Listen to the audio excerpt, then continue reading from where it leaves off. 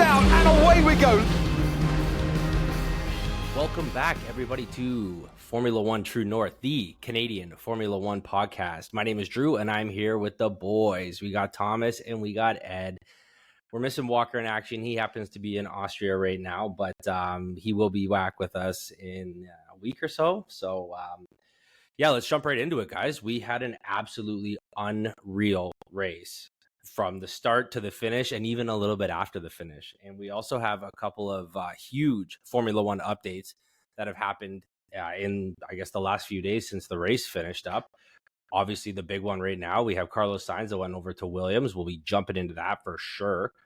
We have George Russell getting disqualified after the race for, taking off a couple of those kilos, baby. So we got the Mercedes Wakegate scandal that we're going to be talking about today. And Sergio Perez, that's an official announcement from the higher ups at Red Bull that Checo will not be losing his seat after the summer break. And he'll be definitely in the seat for at least the next couple races. We don't know how far after that, but at least the next two races. And yeah, let's jump right into it, boys. What do you guys think of the race? Ed? I mean, I'm not just even talking about the race anymore, but like the entire season all throughout. It's just been absolutely fantastic. It's the gift that keeps on giving. For me, it was again like a showing of the teams that they've finally caught up with Red Bull, and the other side of that is Red Bull is having so much problems. I don't know if it's the car, the engine, their suspension setup. It feels like everything is just, they've been finally brought down from the gods that they were last year to now mere mortals or possibly even a demigod. But that's it. Like, it is now a fantastic season. I saw this meme a few days ago when you're watching the 2023 season. After like the first few laps, you'd fall asleep, you wake up, you already know who won. Whereas this time, everyone's just like scrambling. But you know what? The winner for this season is Netflix and Drive to Survive. They are the main winners for this season. I don't think it's any of the teams.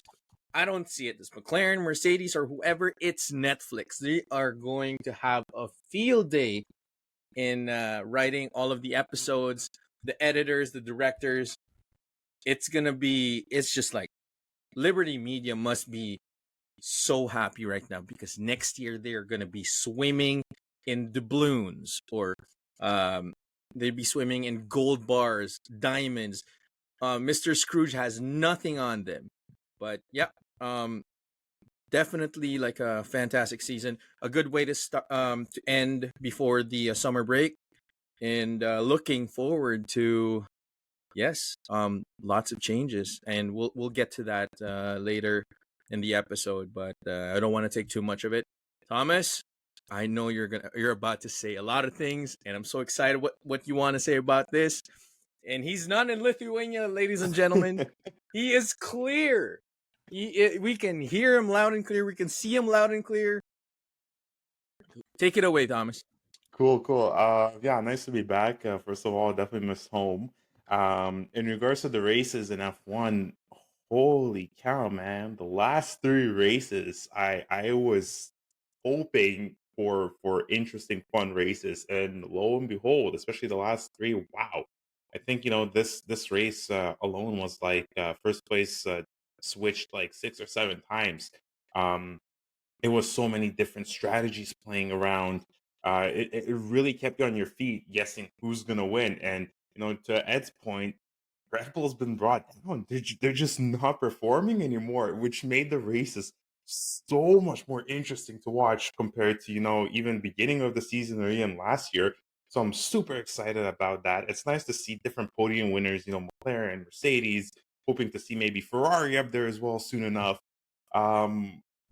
Super excited. Again, to Ed's point, the real winner is going to be Drive to Survive. Liberty Media is also probably killing it just because they couldn't have hoped for a better result. What's happening right now?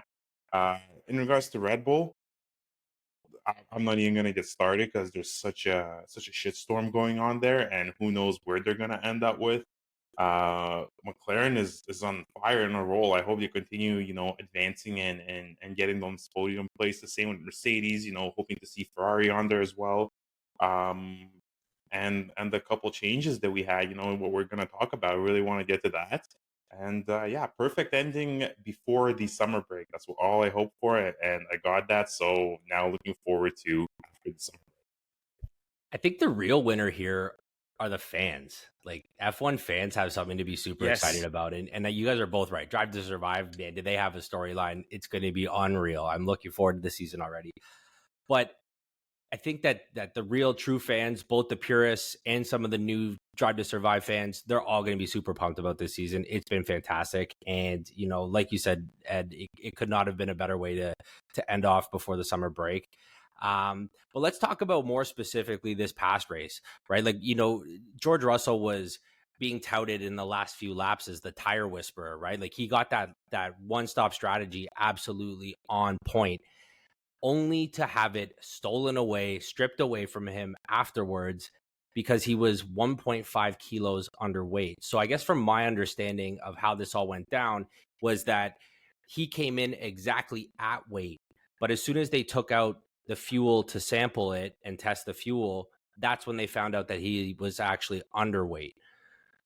Total Wolf jumped on right away and said, this is on me. This is a Mercedes gross miscalculation. He apologizes. He said it wasn't intentional. Do you guys think that had a lot to do with that 1.5 kilos was what allowed him to do that one-stop strategy? Because then you have someone like Fernando Alonso, who also pulled off the one-stop strategy and managed to find his way to 8th, obviously after this qualification. But, that one-stop strategy was possible in a big way. So do you guys think that was the only thing that allowed George to win? Would he have won had he had that extra kilo and a half on him? I think. Honestly, Sorry, go ahead, Ed. Thomas. No, go. Look at the polite Canadians. Eh? No, you go. No, you first. No, I insist. In regards to George Russell, my personal opinion, and from what I think, I don't think that 1.5 kilos made a difference. I think it was all in the strategy. They played the perfect strategy. It was the right amount of circumstances with his position on the track, with what was going on, the right timing at the stop, the right timing at the switching tires.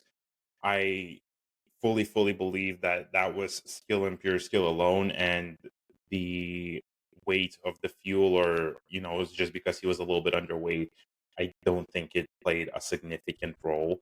um George Russell, at the same time, he pulled off an amazing accomplishment. Just I forgot the amount of laps he did on those tires, but it was insane. Like Drew and Toto said, tire whisper, and that is so impressive to see that. So in short, no, I think he still would have won if it weren't for the fuel, just because of the circumstances surrounding him. I mean, from my point of view, it wasn't necessarily just the weight in general, but the way they had set up the car. So I don't know if you guys watch post race interviews, and even the post race interview from Gunther Steiner with the 3 podium winners.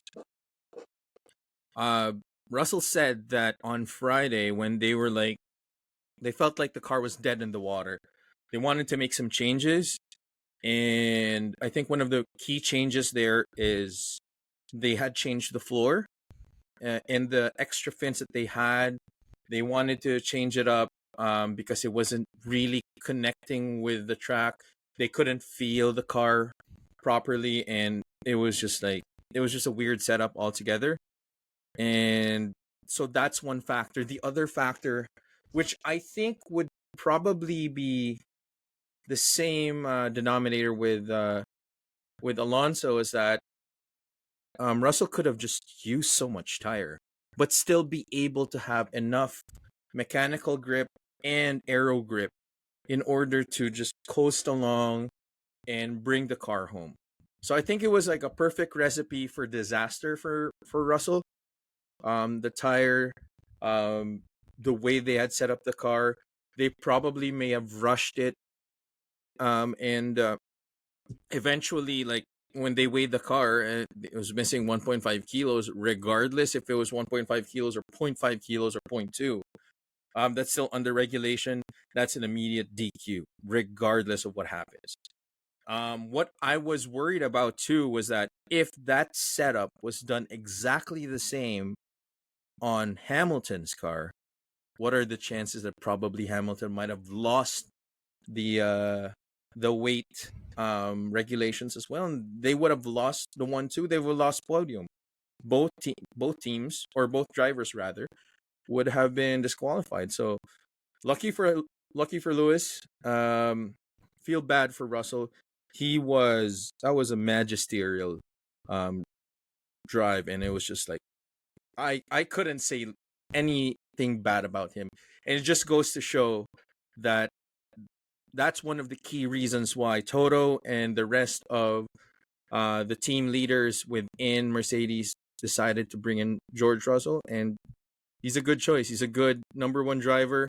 I look forward to the next few races after the summer break, and yeah, Mercedes is back, baby. They're back. You know what?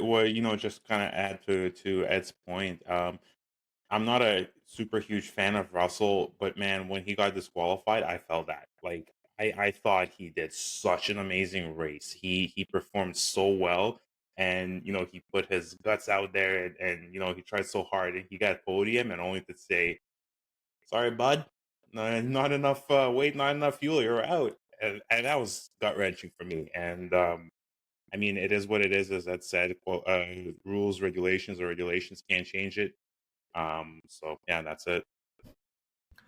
Well, Ed, now that you mentioned Lewis Hamilton, I think it's a great time to bring him up. But like, he had an amazing race, right? Like Lewis, despite whatever happened, with George, Lewis Hamilton is now the only other driver besides Max Verstappen to win multiple races this season. So do you guys think that Lewis Hamilton's back? Like, do you think that, him paired with this Mercedes in its new form, like, do you think there's a resurgence going on for Mercedes? He got a taste of a win. I think like that's kind of what it is, and it's the same thing too with the McLaren boys. They both have tasted a win, and now they want more. And we all know that Lewis Hamilton is a winner, and once he tasted it, when he has confidence in the car again, he's back. He's back to win. He's back to compete, and I just hope he didn't make a mistake moving into the Ferraris for next year. I have a little bit of a different opinion. I think McLaren have a very fast car and good drivers. With Mercedes, there's no doubt that Lewis is an amazing, phenomenal driver. I have to see, me personally, I have to see another, at least a couple of races and see if this was lucky or if Mercedes actually got their shit together and gave him a car. Obviously, what Ed said, yeah, he got a taste of the way, his confidence probably shot up through the roof. He wants to perform. So to me, I still not sure. I think, next couple of races are gonna paint a better picture. You know what? Let's roll with that, because you mentioned McLaren and them actually having what you think is a faster car, and you know what, I have to agree. I think that Mercedes isn't there yet. I think their strategy pulled through, and I think the McLaren drivers made a couple of mistakes that I think cost them the race. When Piastri overshot that second pit stop, and that cost him 4.5 seconds, which was probably what two and a bit over what it should have. That cost him. Like, he would have been right up Hamilton's butt if you looked at last straight. Like, they were all within 0.6 seconds of each other at that final straight going over the checkered flag. And then you have someone like Lando Norris, who's an absolutely fantastic driver, but for some reason he just cannot seem to get his confidence together on starts.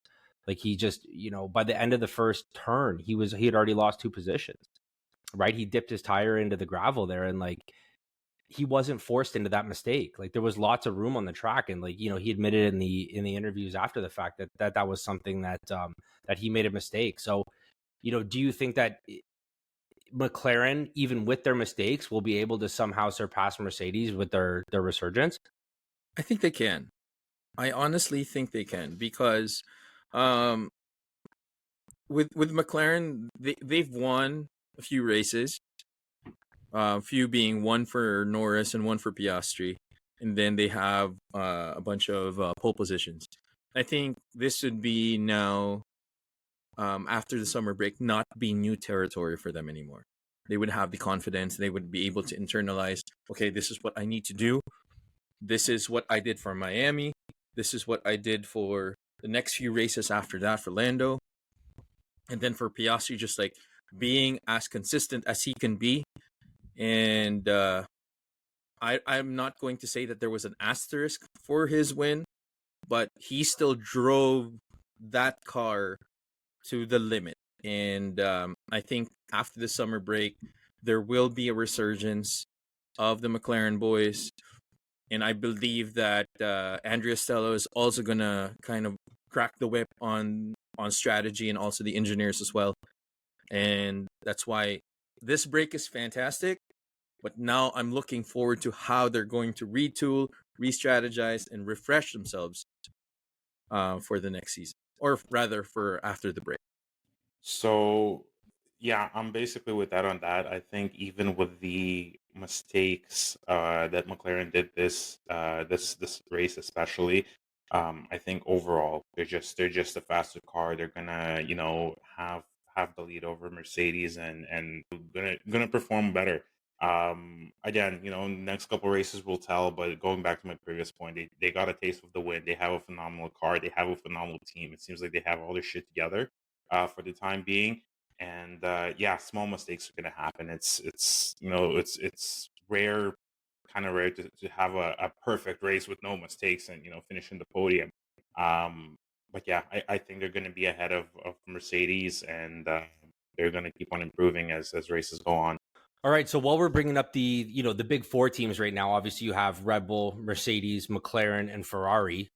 We've talked a little bit about McLaren and Mercedes at this point. Let's jump into Ferrari, because I would love to get your take on kind of the turnaround that Ferrari had this weekend. Obviously, with Leclerc on pole position, pulling out absolute menacing lap to get that pole position, I thought was fantastic. Do you think that there's an opportunity for them to keep going with their trajectory that they're on right now? I think yes, because I think now they finally figured out the best, or not even the best, but probably the most competitive setup that they could do on their car. Because like we've been talking about this since Spain, and in Barcelona rather, that they've been trying to figure out what setup to do. Would they do the Imola setup? Would they do the Barcelona setup? And then once they went through to Austria, they went to Belgium. It just didn't make sense. They went to Silverstone. It was like, that's another race all to itself. But I think now with the pace that they brought in Spa, I think they finally figured out what would work best for their cars. Because the next few races, Zandvoort and Monza, both which are very fast tracks as well, specifically Monza, I think there will be a comeback. And they finally have pace, and super excited again. I mean, I can't say enough about after the summer break that summer break couldn't end sooner, because I want to get back into it. I want to see the races again. So yeah, I think they're back. I think they just have to continue their momentum. Try their setup a little bit more, and looking forward to it. For the sake of Ferrari, I hope so. I really do. But I'm gonna stick to my traditional answer, and again, I'm gonna wait till a couple more races to really really tell, because uh, I'm still under the impression is part of it they got lucky the way they performed. Part of it, yeah, they had the right setup on the car, but I'm really really afraid and scared for them that they're gonna drop off again and make stupid calls or do some sort of modification on their car or just a setup, and they're gonna start falling back. Just kind of like we had with Aston Martin. They started on relatively strong, and then they kind of started going down, and now they're like lucky to finish in the points. So for the sake of Ferrari, I hope they can stay in the top part of top four teams. And like I said, I want to see them on the podium. I want to see them fighting for the podium, for the wins. couple more races to really make up my mind. That's fair. I think that I think Ferrari has an opportunity now to kind of keep that momentum going. I don't know if that's going to be the reality because, like you said, Thomas, like, you know, this could be an outlier because Ferrari at the beginning of the season looked hot. Like they looked like they were going to be the competition for Red Bull during the first 5 races. And that has just been slowly going downhill as McLaren's, jumped up. And I would argue of the top 4 teams, I think Mercedes has passed Ferrari in terms of being the 3rd fastest team. Like I think, McLaren, Red Bull depends on the track of which car is faster. I would even argue that McLaren probably has the fastest car than Red Bull. I think Mercedes is ahead of Ferrari at this point, which is something at the beginning of the season I would have never thought was going to happen in this season at all. And now I see them kind of dropping back a little bit. I can't imagine anyone else catching up. Like, I don't think Aston Martin's in a position to be catching Ferrari. Like, I think that gap's too far gone at this point. But now that we've talked about all the winners from Spa-Francorchamps, let's rip into some of the losers. And I think the biggest loser is probably Checo at this point. Let's get into Checo. Obviously, he has a Red Bull car. He is not driving that car in any sort of fashion that he should be, because you have somebody like Max Verstappen starting 11th, and he got up 5th, 4th place, I think, with the DQ. And Checo went from 2nd on the grid, 1st row, down to 8th place. That's not a good look. That is not a good look. And it is still blowing my mind because a couple episodes we titled it, Why Checo's Going to Lose His Seat Before the Summer Break. And unfortunately, we all have to put our foot in all of our mouths because he still has a, I didn't say his that. head. He's shaking his head. I didn't say that. Oh, I said he was going to keep the seat. You were the biggest Checo hater in the world. You thought he was going to. I was. But remember, I said this at that episode. I am going to stand my ground and say that Checo is going to keep the seat. Well, look at me now. Well, please elaborate. Enlighten us of why you thought that was going to happen. And you know what? Fortunately for this case, you are right, but that doesn't happen very often. So Ed, take this W and explain to us why you think Checo still manages to have a seat. It's the money, dude. It's the business. And no one is going to want to rock Max Verstappen right now. I said this at the start of the season. Max wants to have just like a good baseline, be able to compete and be happy and win. That's not happening right now.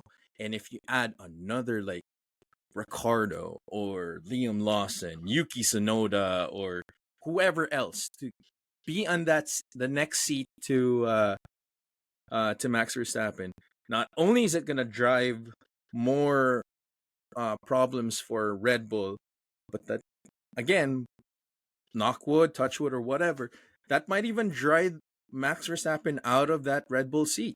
So that's the driver's side. But the other side of it too is the business, the amount of money that Checo brings into that team.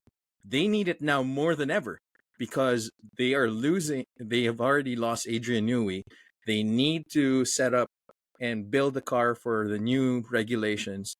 And if they don't have that backing, because they're also going to build their own powertrain as well, yeah, there's so many problems that could arise from just like, losing that cash cow, which is Checo. So yeah, it's definitely like I called it. I stuck to my guns and I was right. So yeah, I'm gonna take that W. But having only a 1-horse race is not doing them any justice. Like Checo not scoring points is threatening their Constructors' Championship. Like based on this exact trajectory over the last few races, like McLaren has been chipping away. And when you have Max Verstappen not consistently getting a first place and those 2 McLarens on the podium, they're going to well surpass Red Bull for that top seed in the Constructors' Championship. And that's going to lose them more money than Checo would ever bring in for next year. First of all, when Red Bull ended up keeping Checo, I was shocked. I same as you, Drew, I thought he is out. Gonzo, GG, And then I see the news that they're keeping him, and first thing into my mind, first thought is like, why? He's not performing. Max is essentially, trying to get all the wins, just as you, Drew, said. Checo is threatening Red Bull's constructors and title. why keep him? Ed mentioned money. Okay, yeah, sure. He brings in money, but what's more important here? Is it the money that he brings in and you not winning, or it just doesn't add up. Part of me also thinks, kind of to what you had said, that Checo is kind of like almost maybe that perfect teammate, and Max Verstappen can go do his thing and Checo doesn't really challenge him. If you bring in like Sonoda or Ricardo or something, there might be some friction start to happen. Maybe that's another reason. But regardless, I am shocked at the decision of Red Bull. Not sure why they did that. I think it's a stupid move. And we're clearly not at the table there. We don't know behind the scenes, but maybe they probably know something that we don't, and they're maybe just gambling on Checo. So it's gonna be very, very interesting to see. But I don't think this is gonna be good for Red Bull in the long term, in the long run. From what I read, I think that Checo has his seat until the end of. So right now, the next two races are the end of the European leg, and then there's like another funny 3-week break before they hit like Azerbaijan and Singapore. Is it Singapore? Yeah, and That's right. those are two of Checo's tracks, and so I think they're kind of just like hoping that they can skate by until then. But I can't imagine if Checo doesn't do well in Baku or in Singapore, I can't imagine this going very well at all, because he's not a good second seed. And I think that, to your point, Thomas, like, I don't think that there's a lot of race left in him in terms of points. And there are better second seats that may take a little of the attention, because that's what I think, ultimately they're worried about is like, will Max get pissed off if a Danny Rick sits in that seat?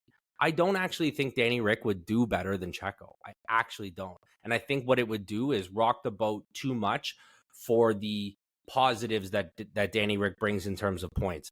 I would argue it might be the same thing as Yuki Tsunoda. Yuki Tsunoda might get a little wily in that seat and take a little bit more of that attention and push it a little too hard to Max. Somebody like Liam Lawson, who's a wild card, I think that's where the opportunity lies for Red Bull to make moves forward for either Red Bull or VCarb in testing out Lawson. Once you have somebody who's not scoring points anyway, or any meaningful points like Checo, you might as well take that risk after, Singapore's done. You might as well, because you never know. Maybe Lawson gets in there and slaps, and maybe him and Max get on real good, and now you have a Lewis Bottas situation. You know what I mean? You got that good old 1-2. You never know. But what I can tell you is that Checo and Max is not that 1-2 right now. That is not it. That's not the play. Ed, I know you've been biting your tongue for the last minute and a half because you've had something else to say, so rock that, my guy. No. Well, actually, you took the words right out of my mouth. It's that gap between Netherlands and then Italy, and then that 3-week gap to Zandvoort, and then not Zandvoort, but Baku and Singapore. So I think this is what's going to happen, and that's why I'm saying that there's still an asterisk on Checo. Regardless if I say that he's going to stay, there's still an asterisk, because the next two races are going to be a good litmus test for Checo to see if they are going to make that decision to drop him or not. Because in between Italy and Azerbaijan, there's that 3-week gap. And if they want to make that change, that's the time they make it. But you're right, too, that if in Baku and in Singapore, if Checo is absolutely gone at that point, like he's still not performing, that's 2 races away from his home race. I don't see him staying, but I'd like to be the other side of this, that I would like to see him finish this season, and then possibly they would, after Abu Dhabi, that they would Red Bull would announce that it's pretty much done. We cannot take Checo anymore, and Liam Lawson or whoever else is going to take that second seat in Red Bull. Yeah, I mean, it really depends now what happens after the break. But I'd really, really like to have Checo stay, and to just finish the season out, and that's it. Within respects to what he's done for the team too. Regardless if he's like in his absolute shits right now when it comes to his performance. And yeah, you're right. Checo's always been able to pull out, the last third of a season and absolutely come back and smack it to where he needs to be. So let's hope Checo can do it, because I think that him and Max need to get back on that pony and ride it out. While we're on the wavelength, yeah, right. While we're all on the wavelength of losers, let's talk about Williams. Unfortunately, Williams has been struggling in a big way, right? When you got Albon in P12, like, do you think that Williams has what it takes to close that gap to some of their mid-pack rivals? Because like now they're against Haas and I would argue Aston Martin at this point for some of those mid-pack points. I think that they're all probably on par with Alpine at this point, which is wild for a works team. Obviously there's some big news at Williams. We're going to cover that in a second, but let's think about Williams' trajectory, because obviously Carlos Sainz made that move based on what he saw in the team as a future. And I think James Vowles did everything he could to get somebody like Carlos Sainz on board. And Carlos Sainz had to believe in him, and believe in him more than Audi, Sauber, had to believe in him more than Stake F1 team, and had to believe in him more than Alpine. So do you think that Williams has what it takes to bring that midfield fight to those guys? No. Oh, best. No. No. Please enlighten us, Thomas, why you think no is the answer. Because they're just a shit team. No, they don't have the skills. There's so much changes going on. They're not performing well. The team is a mess right now. With everything, they the team principle is changing again, and that's what I think it's going to be. Third time in a matter of 2 years, if I'm not mistaken, and they don't have their shit together. Simple as that. For what Carlos did. Not sure if you guys know this, but from what I read, he didn't join Williams because he really believes in them or there's a future for him. No, he joined because of flexibility. So if a better seat opens up in 26, 27 going forward, he has the option to GTFO out of Williams and go for the top team. But without, going to that point, they just can't perform. They don't have a solid foundation. They don't have a solid base, and it seems they're all over the place. I don't know how much more I can get into this, but that's what I'm basing it off to. Do you like James Vowles at all? Because I like that guy. I like that guy. You know what? At first, I kind of thought, like, man, this guy looks like a little bit of a dick. But the more I watch the races, like, yeah, he has structure. Like, I do like him as a person. And which was also a little bit shocking to me that, if he's leaving or he got fired, whatever the reason is, he's leaving. And it was just shocking. I thought he was doing a pretty decent job. James Vowles isn't going anywhere. You're probably thinking of Alpine. You're thinking of Alpine. Bruno Faman. Yes. Yeah, I'm thinking of Alpine. Yes. No, James Vowles is not going anywhere. He studied under Toto Wolff, so he has that Mercedes militant structure, and so he's now taken everything he's learned from Toto and he's gone over to Williams with that and is absolutely executing, in my opinion, far surpassing anything that Williams have been putting together in the last few years. And I think that going forward, people have to buy into him. Right? Like, it's not just like what Williams is doing now, because like turning around a Formula One team is like a 5-10 year plan. And so like you have to buy into where you think his vision's taking the team and believe in that. And I think that's what's been able to get somebody like Albon to stick around, like Carlos Sainz, just even if just for a year. Like to have him say yes over some of these other options that he had, he's definitely a guy to look at. And I totally agree. To answer your question too, Drew, like are they going to do something this year? No. Why? Because James Vowles is still dealing with the aftermath of his predecessor, and trying to fix everything. And just like Fred Vasseur, he's probably not as a dictator, or not dictator is not the right word, but not as cutthroat as Fred Vasseur, but he is getting everyone into a team, and he's creating that environment that Toto Wolff created in Mercedes, and that's why Alex Albon, who could have like gone to another team, could have gone to Mercedes because it's almost exactly the same feel and environment because of James Vowles. He stayed because he said that I see my future in this team. And I believe the same way Carlos Sainz got so, like, I guess he was convinced to move to another team because he was just burned by, his other team principal, which is Fred Vasseur. Like, they, out of nowhere, okay, you don't have a seat anymore. Thanks, bye, see you later. So, all points considered, yes, it's a good move. But definitely for this year, the Williams team, yeah, they're not really competing. Albon keeps on saying that the car is too heavy. They have pace, but all of their upgrades should probably be just like Ferrari. They're trying to figure out what would be the best setup for this car in order for it to perform. But for now, I'm probably looking more to next year with a better team, better two drivers, both race winners, possible new setup, and then looking forward to 2026 and see how that runs. But for now, it's just going to be whatever they can do for the races. I agree with you wholeheartedly on everything you just said. I think that kind of nailed it. Let's jump into our mailbox box segment.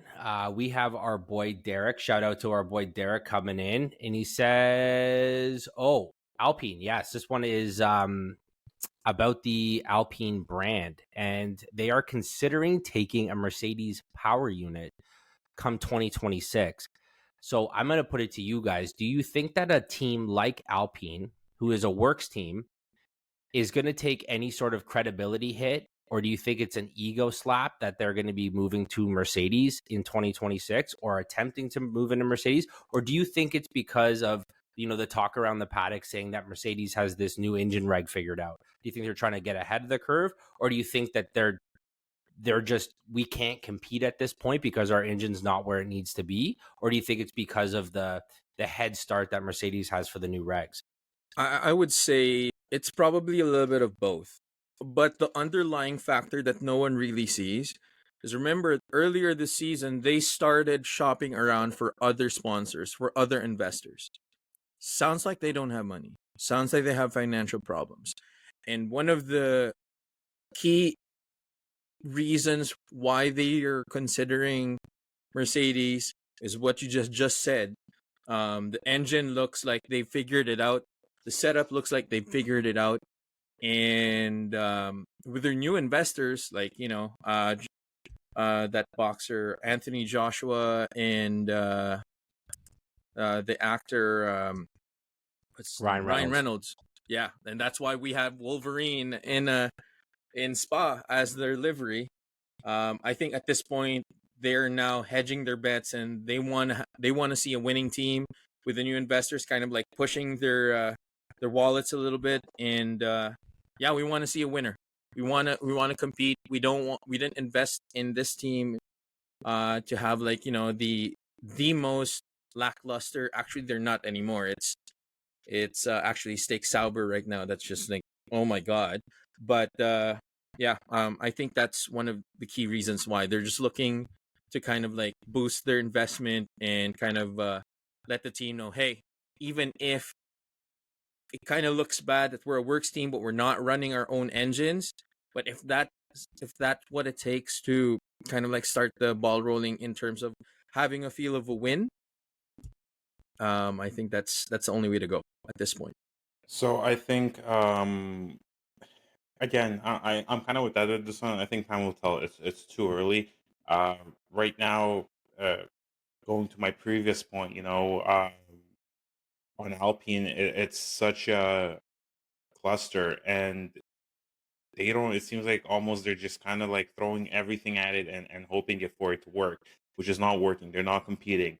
With in regards to the Mercedes power unit, it's I don't know how I feel about that because, like you said, Drew, it's a works team, and correct me if I'm wrong. I think they're using a Renault engine right now, right? So Alpine being essentially kind of French, using French engine, and going to Mercedes. That's kind of contradicting. I don't know how I personally feel about that. I don't know, um, how it looks on them as a team. It's almost kind of like a little bit of a backstab in my eyes.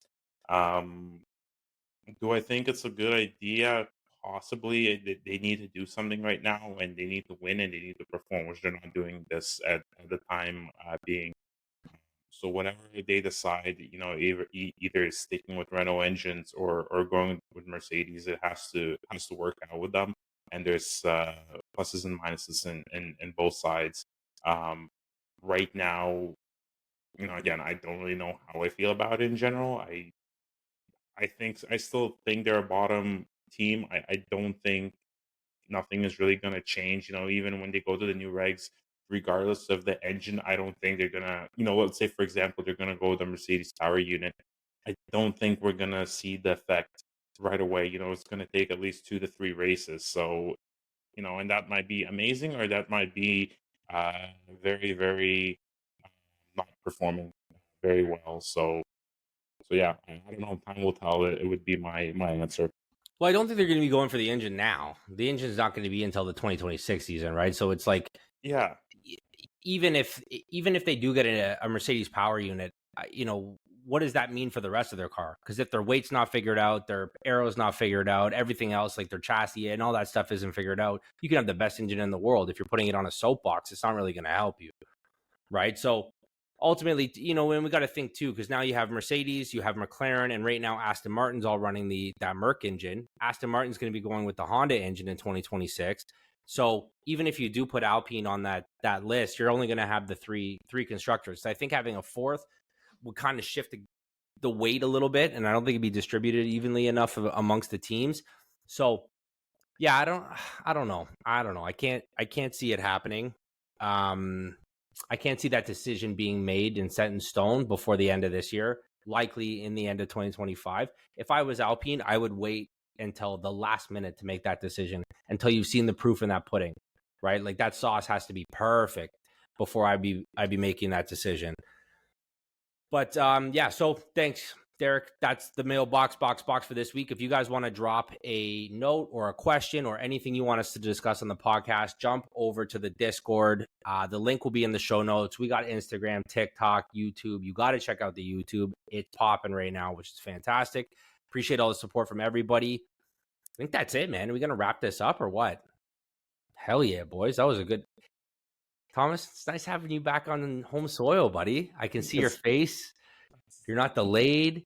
This is fantastic. Nice to be back. I'm gonna, when I come back, it's gonna be a nice upgrade as well with all my setup. So Hell hopefully, no more shitty internet connection, no more shitty mic, no more shitty webcam. Everything's gonna be just plus upgrade.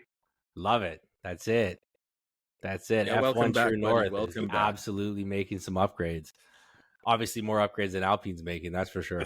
Yeah, for sure. Okay, that's it for now.